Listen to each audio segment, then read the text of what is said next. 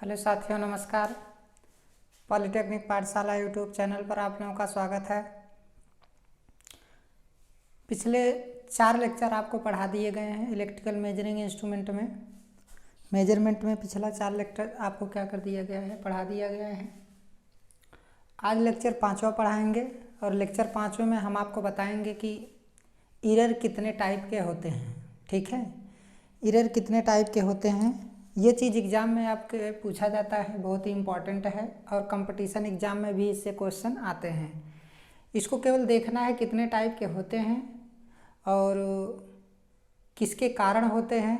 ठीक है, तो वो सारी चीज़ें हम यहाँ पर देखेंगे कि मेजरमेंट लेक्चर 5 में एरर क्या होता है। ठीक है, तो टाइप ऑफ एरर कितने प्रकार के होते हैं? 3 प्रकार के होते हैं। एक ग्रॉस एरर होता है, क्या होता है? Gross error. और एक होता है सिस्टमेटिक एरर और एक होता है रैंडम एरर। समझ में आया? एक होता है आपका ग्रॉस एरर और एक सिस्टमेटिक एरर और दूसरा क्या होता है? रैंडम एरर होता है। अब यहाँ पर जो ग्रॉस एरर है ये ड्यू टू किसके कारण होता है? ह्यूमन मिस्टेक के कारण, मतलब हम लोगों के मिस्टेक के कारण जो है ग्रॉस एरर होता है। अब मिस्टेक कैसी? जैसे मिस्टेक कर दी हम रीडिंग लेने में मिस्टेक कर दिए तो मिस्टेक इन रीडिंग, तो रीडिंग लेने में मिस्टेक कर देंगे तब भी एरर डेवलप हो जाएगा, उसे ग्रॉस एरर बोलेंगे। मिस्टेक इन ऑब्जर्वर, मतलब ऑब्जर्व करने में, उसे देखने में क्या हो जाए? एरर हो जाए, तो क्या हो जाएगा? ग्रॉस एरर हो जाएगा। कैलकुलेशन मिस्टेक, कैलकुलेशन करते वक्त मिस्टेक हो जाता है, कैलकुलेशन करते वक्त भी क्या हो जाता है? मिस्टेक हो जाता है, तब भी एरर डेवलप हो जाता है। समझ में आया? मिस्टेक इन ऑब्जर्वर का मतलब है कि जो पॉइंट जो हमारा स्केल होगा उसके ऊपर एक ग्लास लगा होता है, उसके ऊपर से देखा जाता है कि उसकी रीडिंग क्या आई है। समझ में आया? तो उसी को यहाँ पर क्या लिखा गया है? Mistake in observer. तो कैलकुलेशन मिस्टेक हो गया, मिस्टेक इन ऑब्जर्वर हो गया और मिस्टेक इन रीडिंग हो गया। तो जो ग्रॉस एरर होता है, ग्रॉस एरर किसके कारण होता है? ह्यूमन मिस्टेक के कारण, जिसमें 3 मिस्टेक होते हैं, mistake in reading, mistake in observer और कैलकुलेशन मिस्टेक। ठीक है, अब दूसरा क्या है? सिस्टमेटिक एरर है। तो सिस्टमेटिक एरर में क्या है? 3 टाइप के एरर होते हैं। पहला आपका इंस्ट्रूमेंटल एरर हो गया, पहला आपका क्या हो गया? इंस्ट्रूमेंटल एरर हो गया।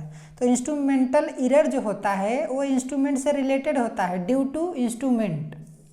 टू इंस्ट्रूमेंट के कारण होता है, मतलब या फिर क्या हो जाएगा? ड्यू टू डिफेक्टिव पार्ट, मतलब इंस्ट्रूमेंट में जो डिफेक्टिव पार्ट होंगे उसकी वजह से ये एरर क्या होता है? डेवलप होता है।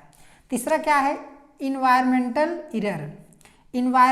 एरर में आपका क्या होता है? ड्यू टू टेम्परेचर, विंड और ह्यूमिडिटी मतलब क्या होता है? नमी होती है, विंड के कारण एरर डेवलप हो सकता है, वातावरण के कारण। तो वातावरण की वजह से विंड के कारण हो सकता है, ह्यूमिडिटी मतलब नमी के कारण हो सकता है, ड्यू टू टेम्परेचर की वजह से हो सकता है।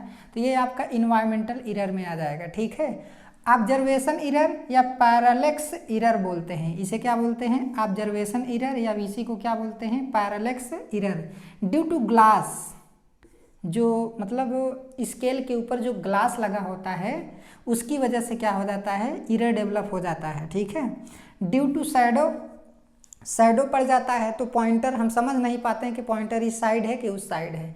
इसीलिए कभी भी जब आप कोई भी मेजरिंग इंस्ट्रूमेंट है तो अगर उसका स्केल है तो एकदम उसके 90 डिग्री पर ही क्या करना चाहिए? देखना चाहिए।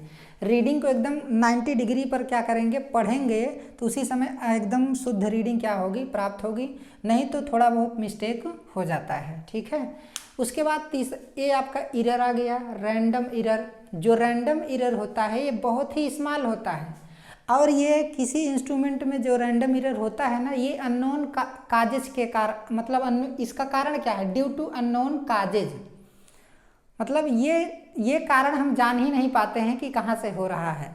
तो लेकिन ये बहुत क्या होता है? स्मॉल होता है।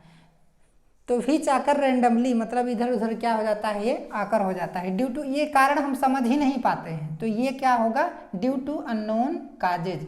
तो रैंडम एरर बहुत स्मॉल होता है, हिच आकर रैंडमली, मतलब रैंडमली जो है डेवलप होता है, उत्पन्न होता है, और ड्यू टू अननोन काजेज, मतलब वो कारण हम जान ही नहीं पाते हैं जिससे ये क्या होता है, डेवलप होता है। ठीक है, तो ये टाइप के एरर आ गए हैं।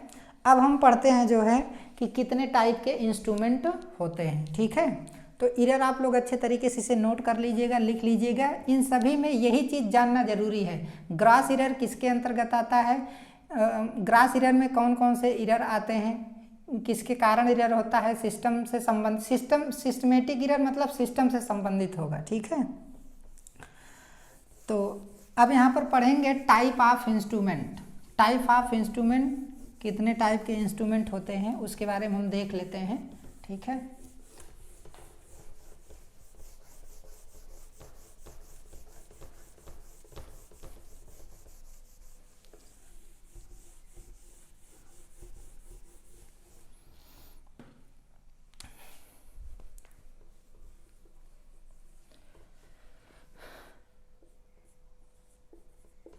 टाइप ऑफ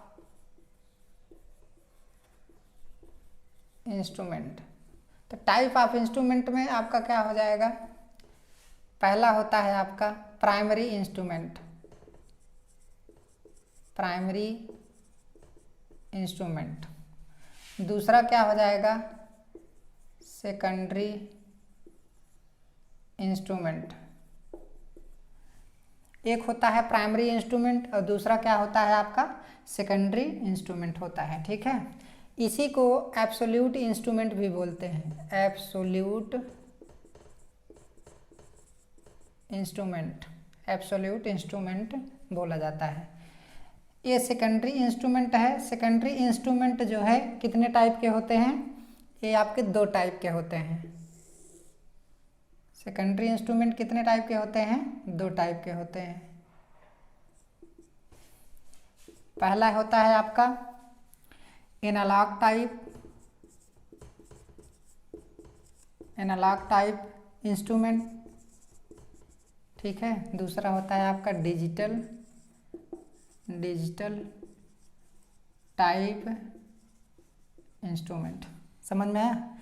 उसके बाद क्या होता है, जो एनालॉग टाइप होता है ये क्या होता है, नल डिफ्लेक्शन टाइप इंस्ट्रूमेंट होता है। नल डिफ्लेक्शन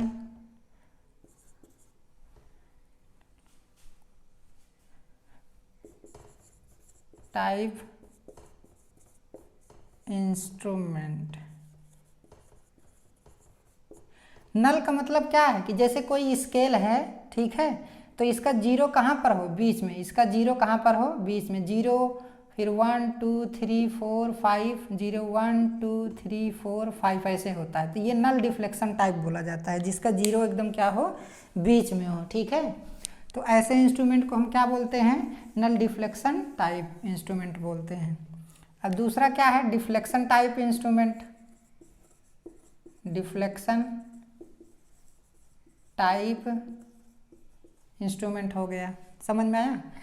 तो नल डिफ्लेक्शन टाइप इंस्ट्रूमेंट और क्या हो गया, डिफ्लेक्शन टाइप इंस्ट्रूमेंट हो गया।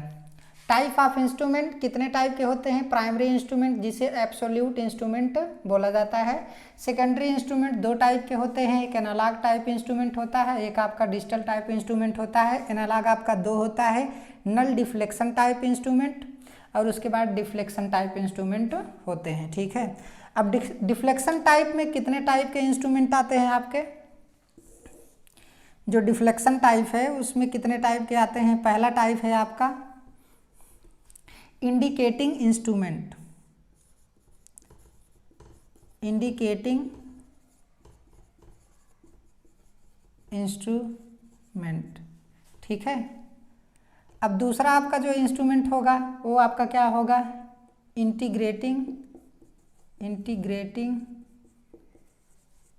इंस्ट्रूमेंट। Integrating instrument,